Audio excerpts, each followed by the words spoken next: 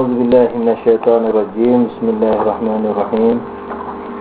أستغفر الله ربي وأتوب إليه والحمد لله رب العالمين. ثم الصلاة والسلام على أشرف الأنبياء والمرسلين حبيبنا وحبيب رب العالمين أبي القاسم محمد وعلى آله الطيبين الطاهرين المعصومين المنتجبين. Amma ba'du. Assalamualaikum warahmatullahi wabarakatuh. Nah, dengan demikian hakikat ilmu, subjek ilmu, pemilik ilmu yakni, kemudian objek ilmu dan ilmu itu sendiri, yakni hubungan antara subjek dan objek, semuanya ada dalam ruh manusia. Maka itu disebutkan ittihadul akili wal ma'kuli wal il. Dalam kaidah filsafat ada satunya subjek, objek dan ilmu. Satunya subjek ilmu dan objek ilmu dan ilmu itu sendiri. Satunya dengan penjelasan tadi itu, bahwa dia ruh. Ini yang berkenaan dengan penjelasan filosofi daripada ilmu-ilmu kita. Akibatnya kemana-mana ini. Kalau Masya yang mengatakan bahwa objek itu adalah interaksi, ketika objek itu interaksi, berarti Tuhan mengetahui perbuatan kita itu bagaimana, aksi apa interaksi. Kalau interaksi berarti Tuhan ikut berinteraksi. Misalnya dengan gerakan tangan saya, Tuhan juga bergerak-gerak di dirinya, ilmunya itu. Nah, maka itu mereka mengatakan Tuhan tidak mengetahui yang ilmu-ilmu juz'i. Ilmu juz'i yang berproses, bergerak, yang berbatas seperti manusia, seperti telur yang punya volume dan seterusnya, tidak diketahui oleh Tuhan. Karena kalau diketahui oleh Tuhan, maka Tuhan berbatas-batas, memiliki rangkapan ilmunya, telur, seperti kayak begitu. Kemudian interaksi. Kemudian Tuhan ketika interaksi, maka menjadi mahallul hawadis, maka menjadi tempatnya apa? Yang baru. Nah, karena kalau Tuhan menjadi tempat yang baru, sementara Tuhan non materi, berarti dia menjadi yang baru. Padahal dia qadim, dia tidak baru, dia qadim, tidak berawal. Baru berawal. Yang dikecam sama ilmu kalam ini ya maksudnya. Nah, tapi ilmu kalam juga tidak sempurna memahami Masya. Bagi sekarang filsafat Masya membela diri. Pengetahuan yang individu ini bukan kesempurnaan. Karena pengetahuan kita terhadap telur yang beda dengan ayam, yang beda dengan batu, ikan, kucing, kepiting, terenggiling, yang semuanya itu berbeda-beda. Di mana kalau Tuhan tahu tentang hal itu, berarti tempatnya hal-hal yang baru yang bermula atau banyaknya rangkapan. Berarti mengetahui mereka secara individual itu bukan kesempurnaan yang tidak terbatas. Ilmu terhadap individu mereka sempurna, suatu kesempurnaan, tapi kesempurnaan terbatas. Kita lebih sempurna kalau tahu kepiting, anjing, terenggiling, kucing. Tidak tahu dengan tahu lebih bagus tahu. Tapi kesempurnaan ini kesempurnaan yang terbatas. Tapi kalau Tuhan tahu terenggiling, anjing, kepiting dalam artian individu tadi, terbatas-terbatas, maka ilmu Tuhan juga terpetak-petak. Ada anjing di ilmu Tuhan, ada kepiting, ada terenggiling, ada manusia, pohon, dan seterusnya. Nah, ketika ilmu Tuhan susunan dari individu-individu, dan individu masing-masingnya saling membatasi berarti terbatas, maka seluruh ilmu Tuhan akhirnya menjadi terbatas. Karena gabungan dari rangkapan individu-individu itu. Nah, oleh karena itu Tuhan tidak mengetahui individu secara individu, tetapi mengetahui individu secara ultra individu. Kulli. Iya, itu yang dalam istilah filsafat disebut secara kulli. Kulli bukan global. Kulli itu ditekan peka sekali itu jauh di. Kulli di sini bukan universal. Kulli ani sabit. Bayangkan, Sudah kulli itu kan universal mestinya. Ini bukan kulli universal. Sebab kalau kulli universal masih juz'i, masih individu. Misalnya manusia kan kita sudah sebut kullinya itu manusianya kulli. Nah, anggap Romza Tuhan tidak tahu, manusia Tuhan tahu, tetap manusia dengan kucing lain. Berarti kulli bukan muqabil juz'i. Bukan. Kulli dan muqabil mutaghayyir wal hawadis. Itu.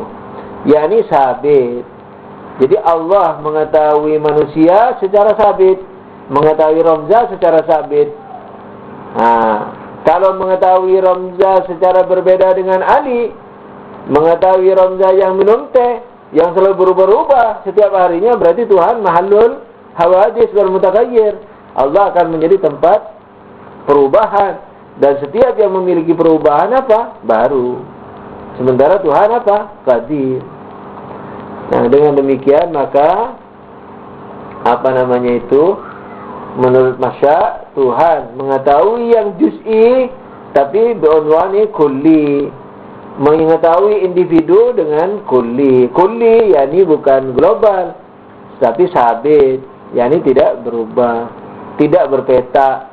Tuhan tahu Ramza tapi bukan berarti berbeda dengan Ali dalam artian syikil mikil ini, punya bentuk-bentuk begini. Tuhan membedakan antara Ali dan manusia tapi tidak dalam bentuk perbedaan. Jadi Tuhan tahu bedanya Ali dan manusia, tapi tidak Ali dan Ramza, tapi tidak dalam bentuk perbedaan Ali dan Ramza yang kita lihat ini. Karena bentuk Ali dan Ramza membuat banyak, membuat kasrah, membuat lebih dari satu dalam diri Tuhan. Nah, ketika lebih dari satu dalam diri Tuhan, berarti ilmu Tuhan akan menjadi rangkapan, dan itu akan terjebak kepada keterbatasan. Memang ini tidak bisa dibayangin karena ini di luar bayangan Anda. Ini semuanya dalil akli. Kalau Anda membayangin ini, berarti membayangin Tuhan. Bagaimana? Nah, bagaimana itu kaifiyah. Tuhan itu tidak bagaimana, tapi dalil aklinya begitu. Jadi kalau Tuhan tahu Ramza dengan keadaan yang berbeda dengan Ali, wajahnya segala macam, perbedaan seperti yang juz'i seperti ini, Tuhan tahu, berarti ilmu Tuhan kumpulan daripada juz'i, individu-individu. Kalau begitu akan menjadi rangkapan, kalau begitu menjadi terbatas, kemudian ilmu Tuhan menjadi terbatas. Kalau terbatas punya awal dan akhir, kalau punya awal akhir, sebelum awal tidak tahu. Kalau sebelum awal nggak tahu, sekarang tahu, berarti diajari, tidak mungkin dia tahu sendiri. Orang tak punya tak mungkin memberi. Dengan demikian Tuhan tahu bulatan tapi tidak dalam bentuk bulatan, tahu segitiga tapi tidak dalam bentuk segitiga, tahu garis lurus tapi tidak dalam bentuk garis lurus. Nah, itu sudah ultra, bukan ultra, kalau di atas itu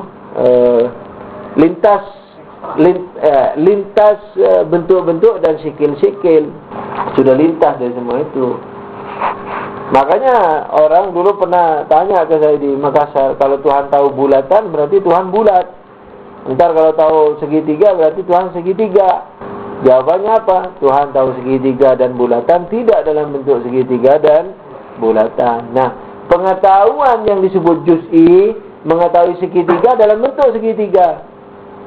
Nah, itu yang diingkari oleh filsafat Masya' sesuai dengan sejauh ingatan anak, pemahaman dan ingatan anak. Nah, ilmu kalam langsung mengatakan tidak bisa begitu. Katanya semuanya bisa diketahui Tuhan. Dia tidak tahu akibat diketahuinya kayak apa.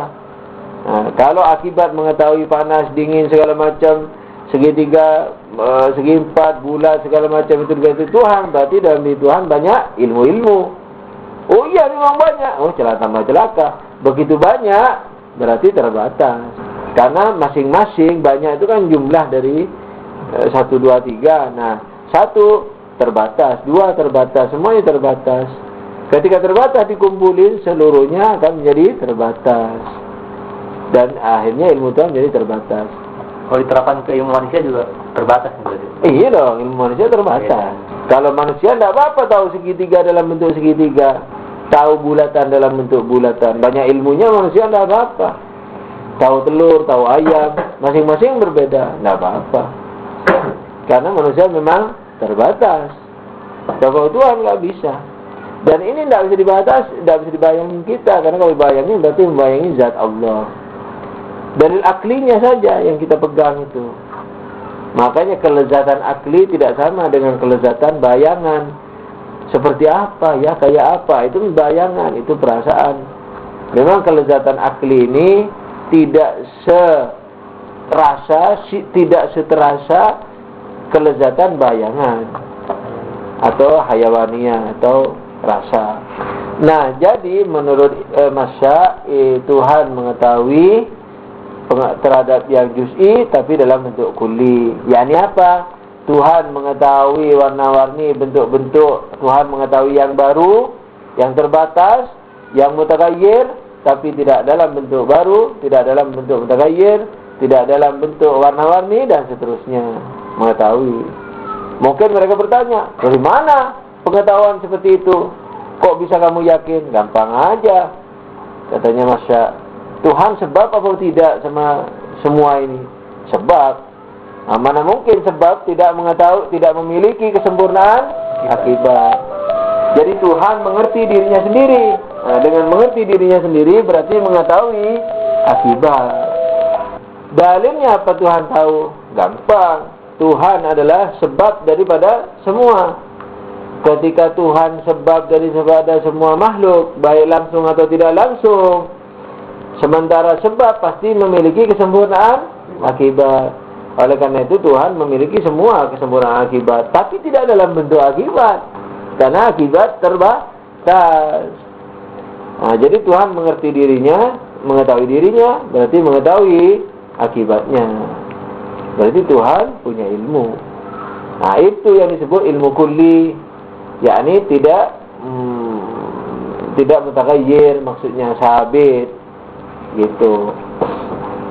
Kalau Mullah Sadra bagaimana? Kalau Mullah Sadra mengatakan bahwa ilmu dalam manusia adalah suduri, kan gitu. Ilmu adalah buatan diri kita sendiri, kan gitu. Nah, ilmu Tuhan terhadap makhluk ini bagaimana? Banyak kayaknya itu penjelasannya. Penjelasan macam-macam, mungkin penjelasan ilmu kalam, mungkin juga penjelasan filosofis, mungkin juga penjelasan irfan. Nah, kalau Mullah Sadra mengatakan bahwa, nah, kita bahas ilmu Tuhan. Ilmu Tuhan dengan diri Tuhan itu sama atau tidak sama? Sama. Ah, sama, karena itu tauhid sifat. Ketika sifat Tuhan, yakni ilmu Tuhan dengan diri Tuhan sama, berarti dan seluruh sifat-sifat Tuhan sama. Seperti ada juga begitu. Ada dan Tuhan sama. Ilmu dan Tuhan sama. Hidup dan Tuhan sama. Berarti Tuhan ada. Itu hakikat yang satu dengan ilmu. Bukan kesatuan, hakikat yang satu. Kalau dalam Tuhan hakikat ilmu itu adalah adanya Tuhan, hakikat ada. Sementara ada ini bergradasi, maka ilmu juga bergradasi. Tentang ilmu Tuhan terhadap yang lainnya apa? Mullah Sadra menerima aja, tidak ada masalah. Bahwa Tuhan ketika mengetahui dirinya, mengetahui selainnya, karena dirinya memiliki kesempurnaan. Itu dalil yang tidak bisa dibantah. Memang begitu. Nah, tapi Mullah Sadra ingin juga membuktikan ilmu juz'i juga punya Tuhan. Tapi jalannya harus kemana-mana, harus ke irfan. Nah, sekarang sebelum ke irfan, sisipkan ini, karena kan kalau di Maqulatul Ilm, di pembahasan tentang ilmu, ketika sampai ke materi, kan materi nggak punya ilmu, karena barokande, hakikat kasrah, hakikat cerai-berai, sementara ilmu kehadiran, huduru syai' fi syai', hadirnya objek pada subjek, hadirnya objek ilmu pada subjek ilmu, itu yang dikatakan ilmu. Tapi kalau materi, jangankan yang gede seperti bumi, atom-atom saja, neutron tidak hadir pada proton. Jadi proton tidak mengerti neutron, neutron tidak mengerti proton, karena tidak hadir dalam dirinya. Sementara ilmu adalah kehadiran. Nah, Mullah Sadra mau mengatakan bahwa kan Yang dikatakan kalau di masya, yang berzikir, yang mengetahui sesuatu, yang berzikir kepada Allah bukan batu, tapi ruhnya batu. Bukan pohon, tapi ruhnya pohon. Tidak ada masalah, itu juga diterima. Tapi mulai satu ingin membuktikan bahwa batu juga memiliki pengetahuan dari sisi batunya, bukan dari sisi ruhnya. Bagaimana caranya? Itu tadi, bahwa ilmu Tuhan dengan wujud Tuhan hakikat yang satu, bukan kesatuan. Ketika ilmu dan wujud itu adalah hakikat yang satu, dan wujud itu bergradasi sampai ke materi, berarti ilmu itu juga bergradasi sampai materi. Oke, kita masuk ke dalam ilmu Tuhan yang tadi, bahwa Tuhan mengetahui enggak yang banyak, yang seluruhnya. Kalau menurut ilmu kalam, Tuhan mengetahui seluruhnya, karena hubungan Tuhan dengan yang lainnya itu sama. yakni Tuhan, hubungan Tuhan dengan semua makhluk Tuhan sama. Kenapa sama? Karena Tuhan bukan materi. Dekatnya Tuhan pada batu, pada manusia, pada kucing, anjing, malaikat, semua sama. Karena Tuhan tidak dibatasi dengan ruang dan waktu. Karena dekatnya Tuhan kepada mereka itu sama, berarti Tuhan mengetahui semua keberadaan yang warna-warni, yang berubah-berubah ini pun dalam koridor yang sama, yakni mengetahui seluruhnya secara rata. Kalau ini yang dikatakan ilmu kalam, yakni mengetahui seluruhnya secara individual dengan alasan sama, kita akan mengatakan apa? Bahwa Tuhan ketika sama, tidak ada masalah. Samanya oke, boleh. Jaraknya tidak dibatasi Tuhan dengan ruang dan waktu. Tapi jarak itu tidak hanya dibayangkan dalam keadaan materi. Anda itu kan mau membedakan jarak materi dan non materi. Anda mengatakan karena Tuhan non materi, maka tidak beda jaraknya dengan semua. Itu namanya nilai jarak materi. Jarak materi apa? Jarak materi tidak sama satu sama lain, kan gitu. Ketika saya berhadapan dengan Anda, atau kita berhadapan dengan alam semesta, jaraknya kita dengan pohon yang ada di sebelah halaman rumah dengan pohon yang di gunung, nah, lain. Jaraknya kan berbeda. Itu karena materi dibatasi dengan ruang dan waktu. Siapa yang dibatasi? Baik kita atau yang mau dibandingkan kepada kita, subjek ilmu atau objek ilmu. Jadi subjeknya materi, objeknya materi, maka jaraknya berbeda. Walaupun subjek dan objek pada hakikatnya non materi, tapi karena non materi kita ini kan tidak mutlak, masih berhubungan dengan materi. Maka itu kalau kita dihalangi oleh tembok, tidak bisa melihat di luar tembok sana.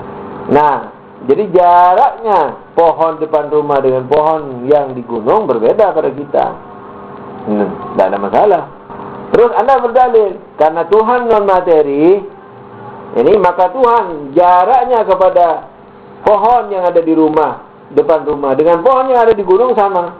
Karena Tuhan non materi. Itu tandanya Anda mau membuat nilai bahwa jarak dekat itu, jarak beda itu hanya ditentukan dengan apa? Tempat. Makanya Anda membedakan. Begitu tempatnya berbeda, maka hubungannya berbeda. Kayak kita dengan pohon yang di halaman dan pohon yang ada di gunung. Manakala subjeknya tidak materi seperti Tuhan, non materi, maka Anda mengatakan jarak antara Tuhan dan pohon di pekarangan rumah dan di gunung sama. Itu Anda hanya membuat pernyataan antara subjek dan objek. Sementara kita, perbedaan itu tidak hanya ditentukan oleh subjek, tapi juga ditentukan oleh objek. Saya di sini, dengan saya di pasar, berbeda dihubungkan dengan pohon yang ada di pekarangan dengan pohon yang ada di gunung. Tapi sayanya bukan satu-satunya penentu. Pohon dan di pekarangan dan pohon di gunung itu juga penentu. Subjek dan objek penentu. Anda sekarang mengatakan karena subjeknya Tuhan, yakni non materi, maka jaraknya kepada semua sama. Nah, itu objeknya, karena Anda melihatnya materi. Jadi objeknya materi dihubungkan dengan subjek non materi, ini jaraknya sama. Artinya apa? Kasarnya, Anda ini hanya menghubungkan antara subjek dan objek dalam koridor bahasa material, bahasa tempat. Jadi jarak dekat yang Anda inginkan di sini adalah dalam koridor materi.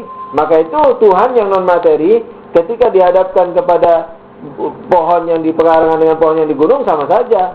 Karena koridor Anda, bayangan Anda, jarak itu hanya antara materi dan materi. Nah, ketika materi dan materi, lalu satu dihilangkan materinya menjadi non materi, maka jaraknya sama. Jadi jarak bagi Anda itu hanya penentunya hanyalah materi. Padahal kalau kita, jarak itu bisa non materi dan materi. Misalnya akal satu dengan materi, dengan akal dua udah berbeda, padahal sama-sama materi non materi.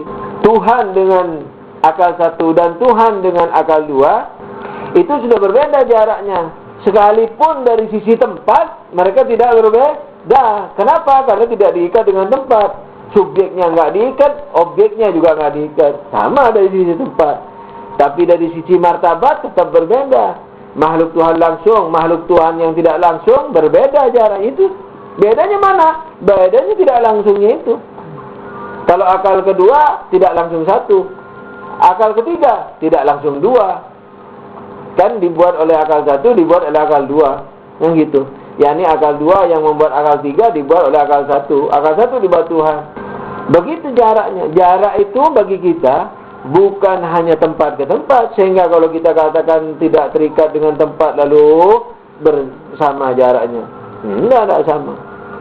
Karena bagi kami tidak hanya tempat ke tempat, seperti jarak antara sebab dan akibat, langsung dan tak langsungnya itu juga menentukan jarak. Sekalipun Tuhan meliputi semua karena akibatnya, sebabnya para sebab, dan sebab memiliki seluruh kesempurnaan akibat. Itu sudah pasti. Tapi jaraknya dari sisi iktibar, kasarnya jaraknya makhluk kepada Khalik itu yang membedakan. Bukan jarak tempat, tapi jarak rutbah, jarak makom, jarak posisi. Itu. Oleh karena itu materi ini disebut apa? Jauh dari Tuhan. Disebut dalalah, disebut dolm, disebut gelap. Dalam agama juga disebut kegelapan, segala macam. Jadi dunia ini adalah permainan, laibon, segala macam. Nah, itu isyarat-isyarat kepada jarak yang jauh, posisi yang jauh daripada materi. Nah, dengan demikian, maka alasan Anda yang mengatakan bahwa karena jaraknya semua sama, berarti Tuhan tahu secara sama, awalan kita katakan tidak, la nusallim, kita nggak nerima. Kenapa? Karena jarak tidak harus tempat ke tempat, bisa juga dari posisi ke posisi. Akibat satu, akibat dua, akibat tiga, kepada sebabnya yang pertama udah berbeda jaraknya. Yang kedua, iskal kita yang tadi itu, bahwa kalau Tuhan tahu warna-warni dan hawadis, perubahan-perubahan, warna-warni, bentuk-bentuk, berarti Tuhan apa? Kumpulan daripada warna-warni, bentuk-bentuk, dan terjadi perubahan dalam diri Tuhan. Ini ya, saya mau mengucap A ke B. A, tahu nih dengar. Tuhan dengar nih kan? A, B, Tuhan kan dengar nih. Nah, ketika Tuhan dengar A, ketika Tuhan dengar B, berubah ke B. Kan ada perubahan dalam diri Tuhan. Dan perubahan itu tanda hakikat daripada apa? Yang baru, yang terbatas juga, yang baru juga. Karena ketika A, kan belum ada B. Terus sekarang dengar B, berarti B baru. Sebelum dengar A, Tuhan belum tahu apa-apa tentang pengucapannya. Ketika tahu A, Tuhan mendengar A. Nah, dengan demikian, pengetahuan Tuhan kepada A, B, C sekarang ini terhadap yang Anda ucapkan ini bukan memuliakan Tuhan, tapi justru menjatuhkan Tuhan, karena menjadi mahallul hawadis, menjadi tempat daripada perubahan-perubahan. Dan yang berubah itu adalah ciri daripada hal yang baru, bukan tadi. Nah, dengan demikian bagaimana enaknya? Menurut Masya ini, menurut Masya enaknya apa? Tuhan tahu, tapi dalam bentuk kulli, yakni sabit, bukan universal, global, bukan. Kalau merasa terang tidak apa-apa, tahu semua. Loh, kalau tahu semua berarti berubah dong Tuhan? Tidak. Nah, karena apa? Merasa terang, mundur dulu. Yang wujud itu hanya Allah. Irfan, wahdatul wujud. Ketika yang wujud hanya Allah, wujud itu adalah Allah. Toh? Esensi nempel sama wujud. Begitu. Warna nempel pada wujud. A nempel sama wujud. B nempel sama wujud. Yang ada kan hanya Tuhan. Nah, ketika yang nempel, sekarang begini, esensi-esensi ini, kucing, anjing, kepiting, terenggiling dan seterusnya, apakah mempengaruhi eksistensi? Mempengaruhi ada? Tidak. Ada tetap satu maknanya. Oleh karena itu, setiap keberadaan yang terbatas memiliki esensi dan eksistensi. Tapi esensinya tidak pernah mempengaruhi makna eksistensi. Setiap sesuatu memiliki ada dan esensinya. Kadang-kadang ada dan pohon, ada dan kucing, ada terenggiling, ada dan kepiting. Nah, pohon, terenggiling, kepiting, kucing ini tidak pernah mempengaruhi ada itu. Kalau ada itu dipengaruhi, berarti kita tidak akan memahami ada. Jadi ada, nanti orang tanya, "Aduh, ada apa dulu?" Karena berlain-lain ini. Nah, jadi aku belum bisa membayangkan apa yang kamu bilang ada. Ada kucing, ada anjing, ada terenggiling, baru paham. Ada? Tidak paham. Karena ada dipengaruhi oleh masing-masing setelannya, masing-masing jodohnya. Jodohnya apa? Esensi. Jadi kalau ada apa? Apa dulu? Aku belum paham. Tapi ternyata enggak, kita ngerti ada itu apa. Jadi ada biar disisipi terenggiling, anjing, kepiting dan seterusnya itu, manusia, batu dan seterusnya, tetap ada itu tidak terpengaruh. Itulah yang disebut dalam pembahasan filsafat apa? Mustarakun maknawi, bahwa ada itu mustarak secara makna, bukan mustarak lafaz. Seandainya ada itu sama dalam artian lafaz saja, bukan dalam artian makna, berarti masing-masing ada nggak akan dipahami kecuali dengan setelannya, dengan esensinya itu. Adanya gunung, adanya anjing, kepiting, lain-lain. Tapi ternyata pemahaman ada itu sama maknanya. Itu kalau begitu mustarak, ini kesamaan ada bukan hanya dalam lafadznya ada, tapi kesamaan ada itu adalah dalam maknanya. Ketika maknanya ketika ada itu mustarakun maknawi, ketika ada itu persamaannya dalam makna, bukan dalam lafaz ada. Lalu yang ada itu hanya Tuhan, berarti pohon tidak ada, anjing tidak ada, warna tidak ada, bulat-bulat, segitiga, bulat, bundar segala macam, kasar, halus, pahit, manis, panas, dingin, tidak ada. Yang ada hanya adalah ada. Nah, mereka ini nempel ke ada, yakni ke Tuhan. Dan nempelnya tadi tidak bisa mempengaruhi ada. Jadi Tuhan mengetahui seluruh warna-warni, seluruh rasa-rasa, seluruh perubahan tanpa berubah. Jadi Allahnya tidak berubah. Yang berubah A, I, nah itu. Tapi A ada, I ada, B ada, C ada. A, I, B, C tidak pernah merubah, mempengaruhi siapa? Ada. Sekarang tahu Allah dengar A, iya. Karena A ini tanpa ada nggak bisa A. Berarti A nempel ke ada. B nempel ke ada. Dulu nggak ada, sekarang ada, nggak apa-apa. Kalau begitu Tuhan tempatnya hawadis, tempatnya hiruk pikuknya keterbatasan. Enggak. Kenapa? Karena ada nggak bisa dipengaruhi oleh hiruk pikuknya selain ada. Nah, selain ada ini disebut bayangan, disebut zillun, disebut istilahnya zuhurun, manifestasi, wajah dan seterusnya. Dan wajah ini tidak merusak yang punya wajah, yakni ada. Oleh karena itu Tuhan mengetahui seluruh individu tanpa dia harus terpengaruh, tanpa dia menjadi hadis. Insyaallah baca matanya minggu depan. Kalau bisa terhampat, ya, sama-sama berusaha. Sallu ala Nabi. Allahumma shalli ala Muhammad wa ali Muhammad.